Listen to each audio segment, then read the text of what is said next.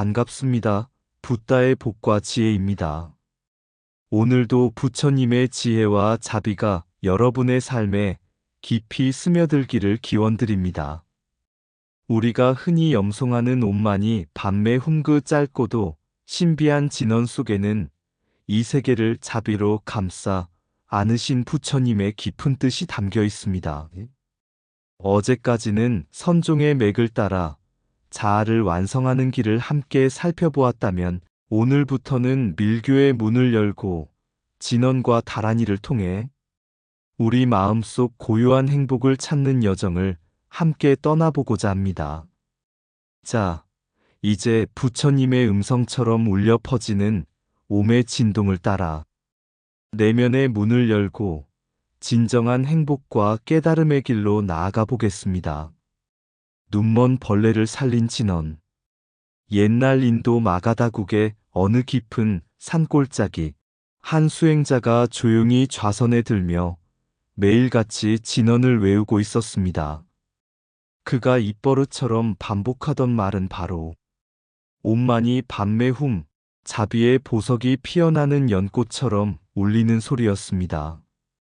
그 앞에는 바위 틈 사이에서 고통스럽게 허우적대는 작은 벌레 한 마리가 있었습니다. 두 눈이 멀어 어디로 가야 할지 몰라 끊임없이 바위에 부딪히며 상처를 내고 있었지요. 수행자는 그 벌레를 조용히 두 손으로 감싸 안으며 그러자 벌레는 놀랍게도 몸을 가만히 멈추고 천천히 안정을 찾기 시작했습니다.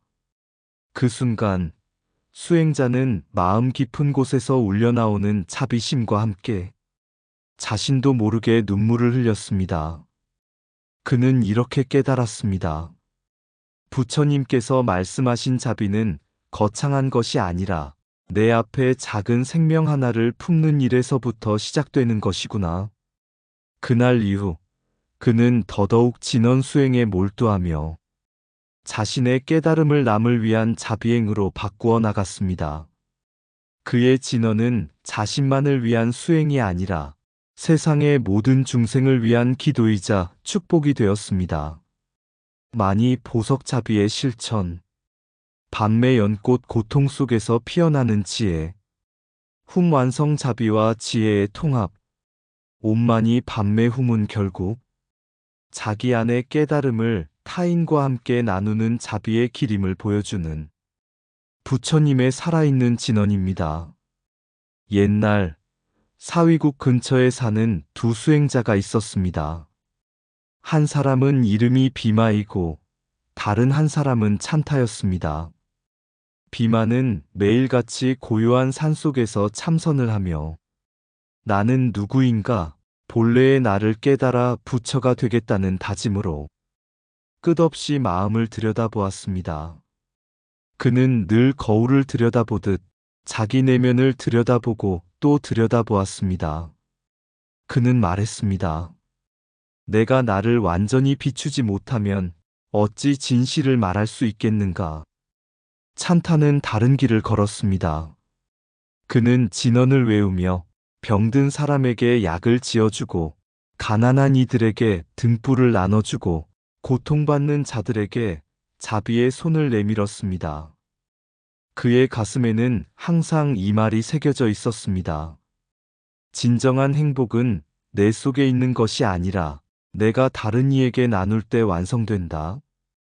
어느 날 두 수행자가 부처님을 뵈러 갔습니다. 부처님께서는 두 사람을 환히 맞아주시고 이렇게 말씀하셨습니다.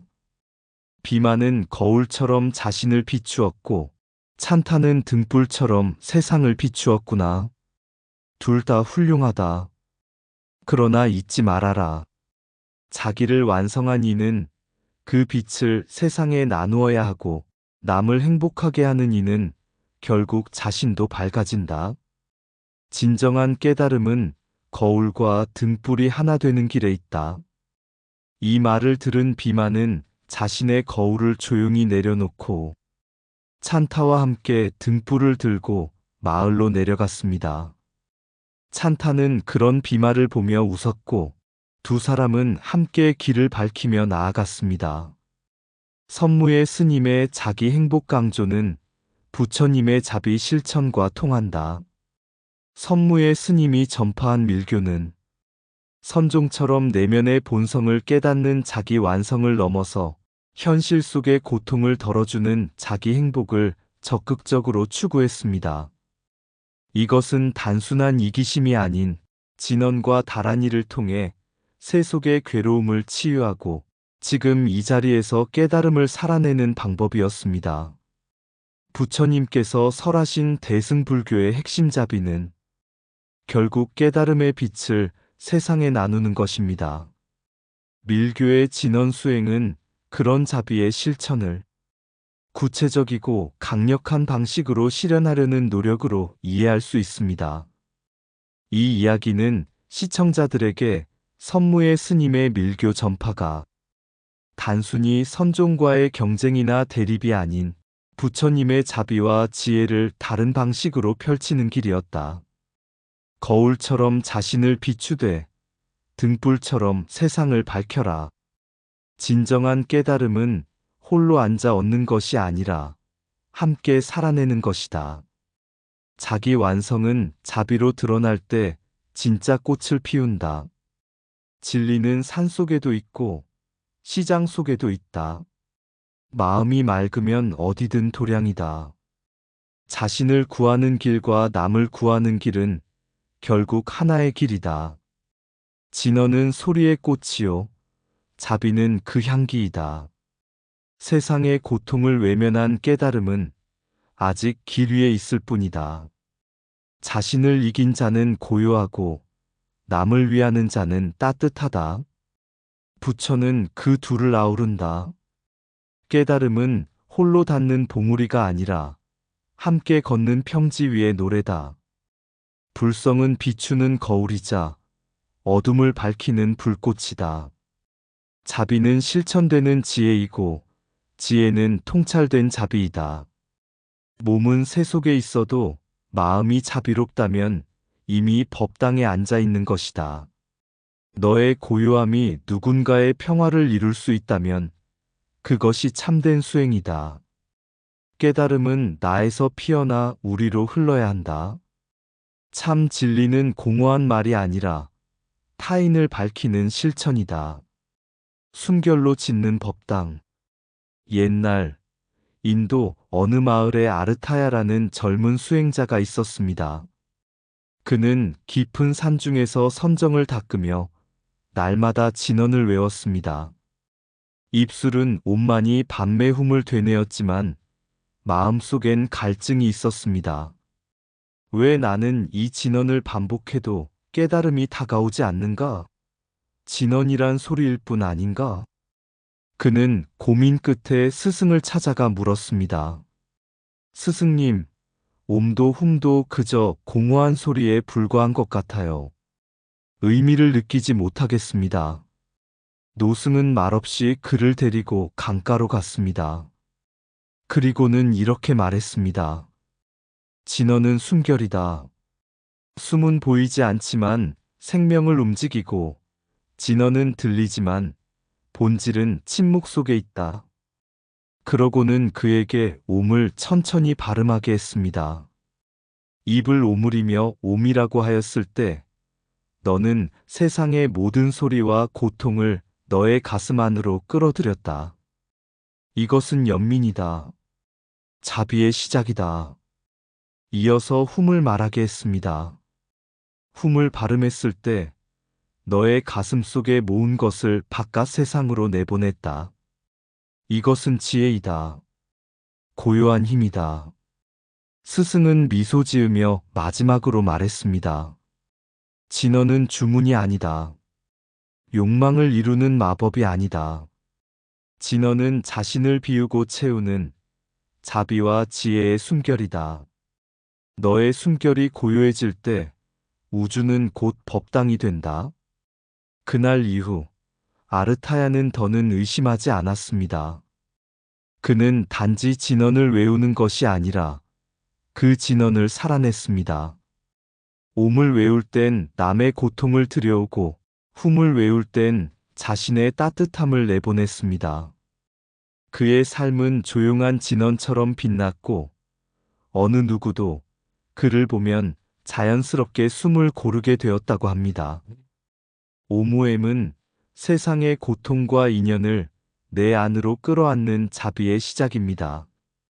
후메이치유엠은 내 안의 자비와 지혜를 바깥으로 전하는 실천의 외침입니다. 진원과 다란이는 그저 신비한 음절이 아니라 부처님의 자비와 깨달음이 녹아든 순결의 수행입니다.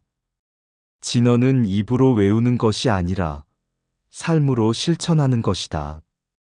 옴은 고통을 끌어안는 자비의 숨결이고 훔은 지혜로 세상을 밝히는 호흡이다.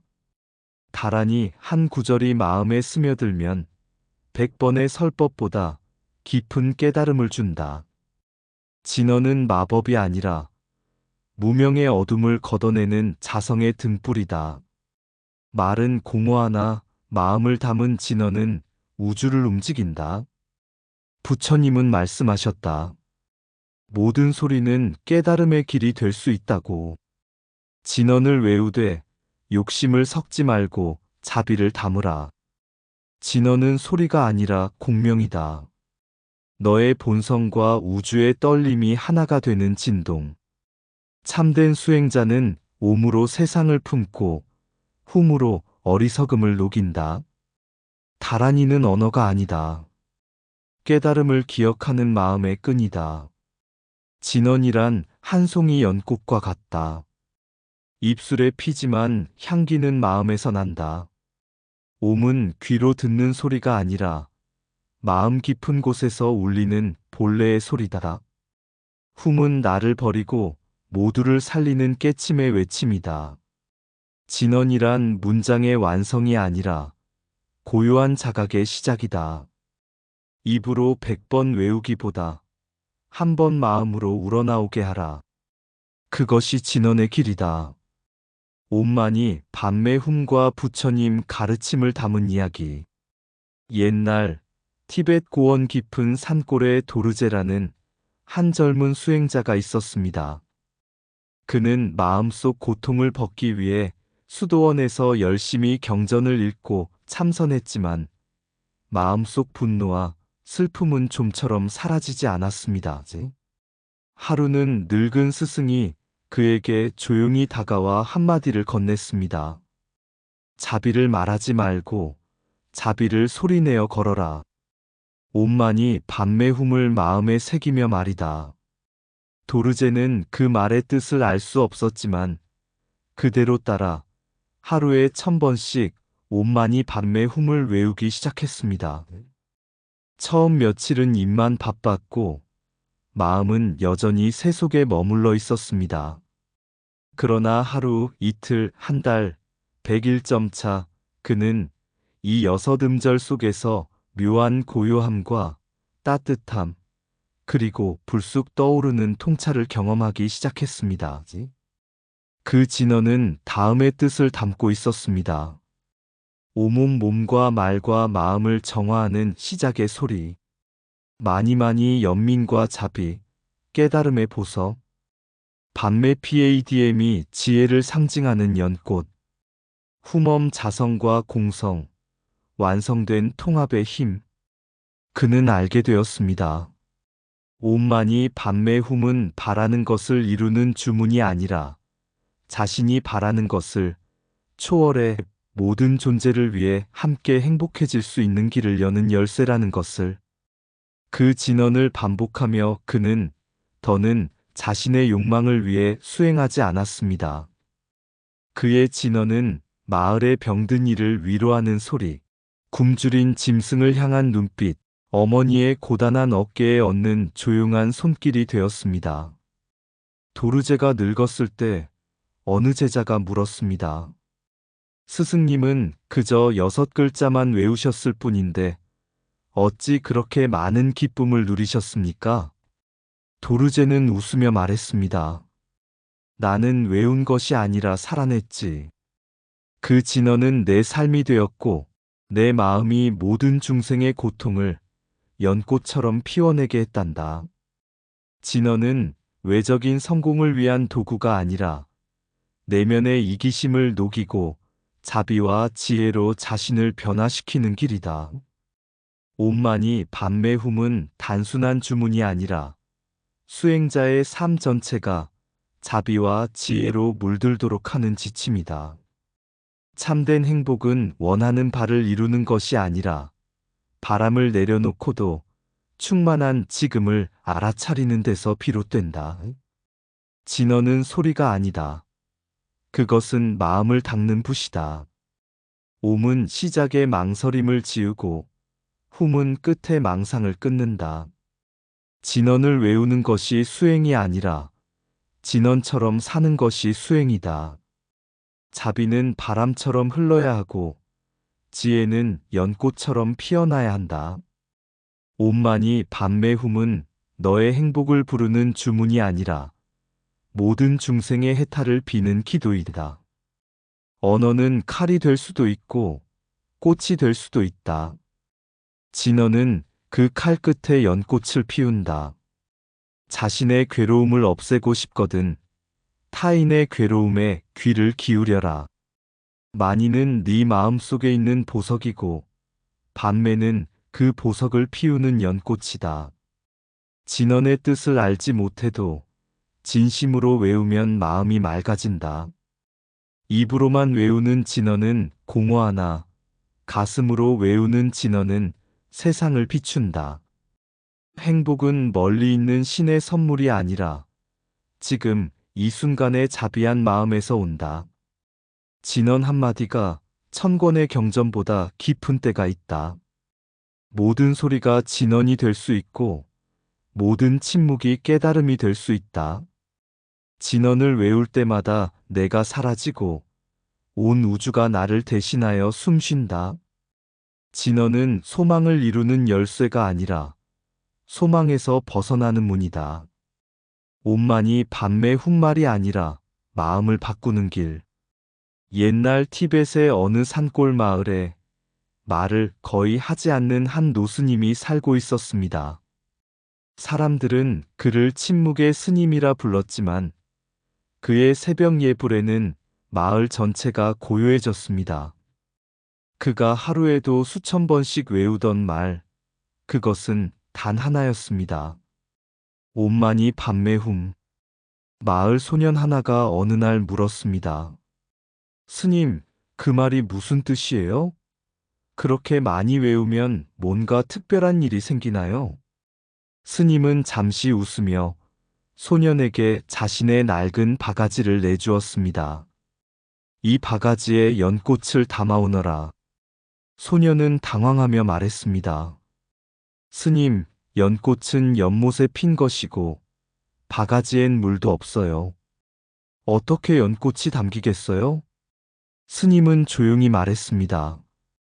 네 마음이 자비로 가득하면 진흙 속에서도 연꽃을 담을 수 있다. 옴만이 밤매 훔은 바로 그 마음을 만드는 주문이란다. 그건 신비한 말이 아니라 자비를 실천하는 법을 잊지 않게 하는 다짐이야.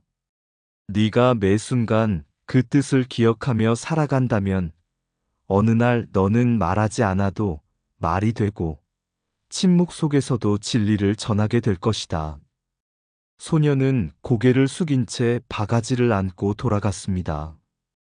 그날 이후 그는 사람들에게 더 친절했고 말은 적었지만 따뜻했습니다.